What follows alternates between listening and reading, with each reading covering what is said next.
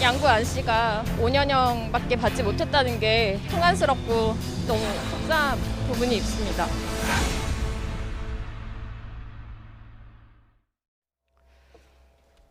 네, 양모의 학대로 목숨을 잃을 당시 정인이는 겨우 생후 16개월이었습니다. 그 짧은 생에 맺힌 한이 풀릴까마는 오늘 1심에서 양모에게 무기징역이 내려졌죠. 살인죄가 인정이 됐고 법원은 반인륜적 범죄라고 표현했습니다. 재판부의 판단 배경과 또 이번 판결에 대한 의미 짚어보도록 하겠습니다. 나이트 포커스 오늘은 승재현 한국형사정책연구원 연구위원 모셨습니다. 어서 오십시오. 네, 안녕하십니까? 현장에서 법원 현장에서 피켓 속에도 있었습니다만 유족도 없고 변호사도 없기 때문에 온 국민이 지금 엄마를 자처하고 변호인을 자처하고 있는 사건입니다. 상징성이 큰 아동 학대 사건인 만큼 공분이 크지만 재판 결과는 좀 차분하게 객관적으로 들여다보도록 하겠습니다. 알겠습니다. 어떻습니까? 검찰 구형보다 좀 내려서 나온 거죠? 뭐 검찰의 입장에서는 당연히 대한민국 최고의 형벌인 사형을 구형할 수밖에 없었을 것이고 법원의 입장에서도 사실 대한민국은 사형이라는 게 이제 모라토리움이 걸려서 사실 사형이라는 형벌을 선고한다 할지라도 집행될 가능성이 없고 지금까지 한 명의 사람을 살해한 경우에 있어서 법원이 사형을 선고한 경우는 거의 없습니다. 다만 지금 같은 경우에는 국민 여러분께서 다 아시겠지만 사실 정인이가 늑골이 이제 부러져서 사실 웃지도 못하고 울지도 못하는 상황이었고 복강 내 출혈이 한 600ml 정도가 됐어요. 그러면 전체 그 몸 안에 있는 혈액량이 750ml 정도 된다면 거의 모든 그 복강 내 출혈로 피가 다 소실되는 상황이고 사람이 겪을 수 있는 가장 큰 충격이 그 장기가 끊어졌을 때 느낄 수 있는 충격이라는 걸 생각한다면 그 아이가 그 죽음을 감당할 때 느꼈던 공포, 그 아픔을 생각하면 뭐 무기징역은 저는 당연한 것이다라고 생각하고 다만 대한민국 안에는 무기징역이 할지라도 가석방이 가능할 수 있고 법원이 아무리 가석방 없는 종신형이라고 얘기하더라도 여전히 가석방의 가능성이 남아져 있는 부분이라서 사실 항소심까지 좀 잘 지켜봐야 한다 이렇게 말씀드리겠습니다. 그 사안을 듣는 것 자체가 참 괴로울 정도로 너무나 가슴 아픈 사건입니다. 자, 지금 말씀해 주신 것들을 좀 종합을 해보면 가장 핵심이 됐던 부분은 과연 고의성을 가지고 이렇게 아이에게, 그러니까 쉽게 말하면 죽을 줄 알면서 했느냐는 겁니다. 이 부분인데 지금 법원에서는 일단 미필적 고의가 인정됐다라고 얘기해요. 이게 좀 법정 용어니까 좀 설명을 해주시면 좋을 것 같습니다. 사실 이게 제일 처음에 아동학대치사, 그러니까 학대를 하다가 그냥 죽일 의도 없이 그냥 죽었다 이러면 아동학대치사가 되는 것이고 아이를 죽일 마음이 있고 그 죽을 가능성이 있음에도 불구하고 그 행동으로 나갔으면 그걸 미필적 고의라고 하는데요. 보통 뭐 우리가 이런 말을 합니다. 어떤 죽을 수 있을까라고 물었을 때 그래도 하는 수 없지. 라는 그 개념, 죽여야지 이 개념이 아니라 야 그럼 죽어, 에이 그래도 할 수 없는 거야. 이게 이제 미필적 고의의 가장 대표적인 개념인데 아마 법원에서는 그런 미필적 고의가 있는 건 사람의 마음 속에 있는 이야기니까 알 수가 없는 거잖아요. 그래서 첫 번째 아마 그 부검의 그 재부검했을 때 의사 세 분에 대한 말씀뿐만 아니라 법원이 굉장히 정치하게 이제 판단을 했는데 그 양모 씨가 168cm 정도 돼요. 그리고 아이는 86cm에 한 9kg 정도 되는 아이. 그리고 겨드랑이에서 아이를 떠뜨리면 한 150cm 정도 되는 높이에서 인형을 만들었습니다. 인형을 만들어서 이렇게 아이를 떨어뜨려 보니까 5번 전부 다 다리부터 떨어진다는 거예요. 그러니까 사실 이렇게 뒤로 넘어져서 이 뒤에 있는 그 장기 췌장이 이제 끊어지려면 사실상 직각으로 그 뒤에 있는 부분이 그 넘어져야 되고 그러면 조금 죄송스러운 말씀인데 척추가 이렇게 부러져야지만 그런 상황이 나오는데 그런 상황이 아니었기 때문에 사실 떨어뜨려서 양모가 그 아이에게 그 췌장이 손상되었다는 그 주장은 뭐 일고의 가치가 없다라고 일축했으며 분명히 앞에 있는 이건 부검 이야기라 좀 죄송스러운데요.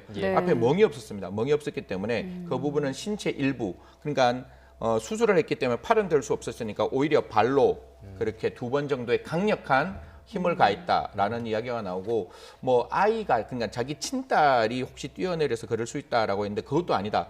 그 친딸의 무게보다는 훨씬 더 강력한 적어도 168cm 정도 되는 몸무게가 그 아이에게 집중적으로 갔을 때 가능하다. 굉장히 법원이 상세하고 생생하게 이렇게 판시를 했습니다. 네, 그렇군요. 아버지, 양아버지죠? 네네. 양아버지 안 씨에게는 징역 5년이 선고됐고 법정 구속이 됐습니다. 법원 그 현장에서는 아버지에 대한, 양아버지에 대한 형량이 낮은 것에 대해서 좀 목소리가 높았어요. 저도 되게 마음이 불편합니다. 그 부분 솔직히 그냥 형법학자의 입장에서는 뭐 형량이 그 아동 학대 정도 되면 5년이라는 형량은 뭐 어느 정도 맞다고 보는데 법원에서도 그 판단은 했는데 마지막 순간에 정인이를 살릴 수 있는 유일한 사람이 아버지였거든요. 예. 그러니까 어머니가 3번이나 그런 어떤 그 학대 신고가 왔을 때 오로지 그 안 씨는 양 씨의 눈치만 봤다라는 게 법원의 판단 내용이고 네. 뿐만 아니라 마지막 순간에 정인이를 살릴 수 있음에도 불구하고 어린이집에서 정인이가 병원에 갈 수 있는 상황에 안 씨가 가지 못하게 만들었다는 거는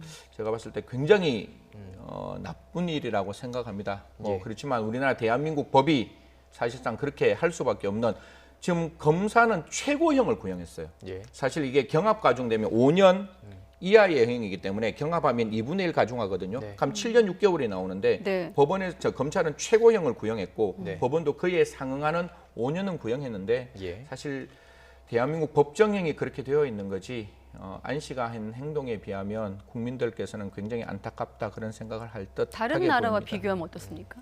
뭐 비슷한 기본적으로 사건들? 우리나라 대한민국의 법정형은 굉장히 높은 편이에요. 그러니까 뭐 법정형이 낮다 높다의 문제가 아니라 네. 우리는 아동 학대 치사도 굉장히 높았어요. 그게 네. 무기 또는 사실상 굉장히 좀 높은 형인데 네. 이게 살인죄와 그다음에 아동 학대 치사가 사실상 법정형은 유사하더라도 네, 관련 이게 자료가 있는데 예. 말해봐서 양형 기준 죄송합니다만 둘 중에 네, 아동 학대 넘겨주시죠. 치사가 나오는 게 무기 예. 또는 5년 이상의 징역이고 살인죄는 방금 나왔다시피 사형 무기 5년 이상의 징역. 그럼 사형 빼고는 똑같은 거잖아요. 네. 그럼에도 불구하고 대부분의 양형 기준이 아동 학대 치사로 가면 4년에서 7년, 그다음에 살인죄로 가면 10년에서 16년, 그다음에 가중하면 살인죄는 무기가 가능하지만 아동학대 치사는 죽었다 깨어나도 가중하면 10년밖에 나오지 않거든요. 예. 그렇기 때문에 그런 대부분이 만들어오는 대부분의 양형 기준상 아동학대 치사로 가는 거와 살인죄로 가는 거는 완전히 다른 예. 부분이었기 때문에 저도 제일 처음에 아동학대 치사로 가서는 절대로 안 된다. 이건 분명히 살인죄로 가야 되는 것이고. 그러니까 같은 무기징역이라 하더라도 그 말씀을 하시는 거죠. 그렇죠. 예, 예. 그렇게 되어 있기 때문에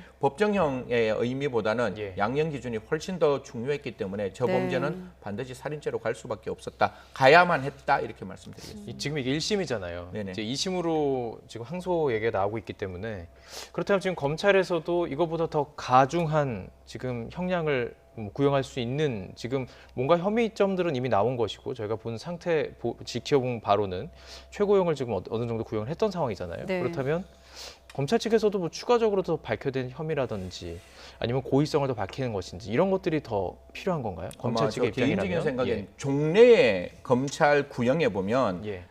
사형을 구형했는데 무기징역 나오면 충분히 형이 나왔어요. 예. 그리고 7년 6개월을 구형했는데 5년이 나왔으면 사실 검찰의 입장에서는 충분한 형이 나왔다고 해서 검찰이 항소 안 하는 경우도 있었는데 네. 이 사건은 그런 사건이 아니고 아동학대 사건 중에 가장 상징적인 사건이고 예. 그 정인이는 지금 그 누구도 방금 앵커께서 말씀 주셨지만 그 누구도 정인이의 그 목소리를 대변할 곳이 없습니다. 오로지 검찰만 이 목소리를 대변해야 되는 거기 때문에 네. 만약에 정인이 그러니까 그 양모와 양부 측에서 항소를 한다면 네. 조금 어려운 말인데 부대 항소를 해서 예. 이쪽에서 검찰에서도 양형부당이라고 이야기하고 그 다음에 정인이 측 양모 측에서도 양형부당이라 그러면 같이 올라가야 되는 부분이라고 생각합니다. 그리고 저는 항소심에서도 이게 공소유지가 왜 중요한가 하면 예. 네. 항소심에서 자칫 미필적 고의가 인정 안 될 수도 있는 부분이거든요. 네. 그렇기 때문에 저 검찰에서는 항소심에서도 끝까지 최선을 다해서 이 사건이 살인죄로 유지될 수 있도록 노력해야 한다. 이런 말씀드리겠습니다. 네, 이런 부분은 어떻습니까? 사실 아동학대 같은 경우는 뭐 이를테면 영상이라든지 자백 같은 이런 직접 증거라고 하죠. 이런 게 없는데도 불구하고 이제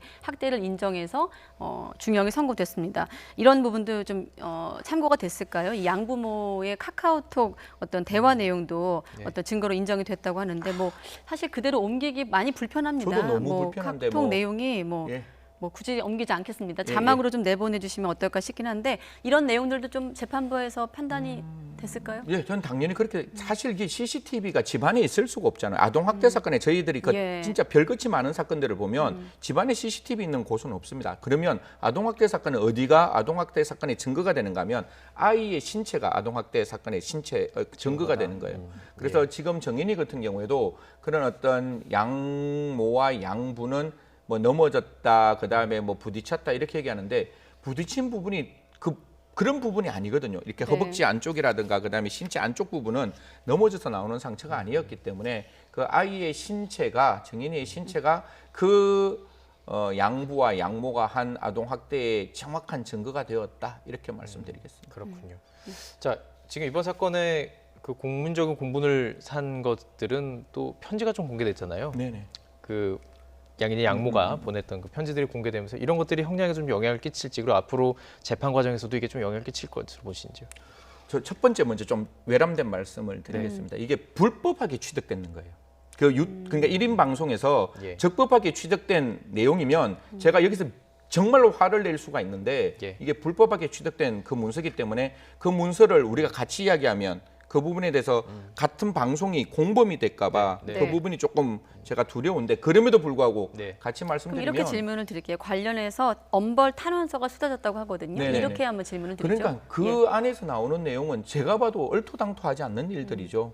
그게 지금 뭐 마지막 순간까지 뭐 허느꼈다 이런 이야기들이 이제 법정에서 여러 가지 취재 기자들을 통해서 나왔는데 그 전에 보냈던 그 편지의 내용과 그 다음에 지금 검사가 분명히 사형을 구형했는데 무기징역이 나왔을 때 그 허느꼈고 그 양부의 입장에서는 2심 판결까지만 어떻게든지 좀 이렇게 친딸을 위해서 구속해 주지 말아 달라, 법정 구속하지 마라 이런 이야기를 했는데 어떻게 정인이에 대해서는 그렇게 무관심하고 자기 아이도 중요하죠. 예, 자기 예. 아이에 대해서만 그렇게 관심이 있는지 참 그 부분에 대해서는 정말 알라가도 모르겠다 이런 말씀드리겠습니다. 예. 네.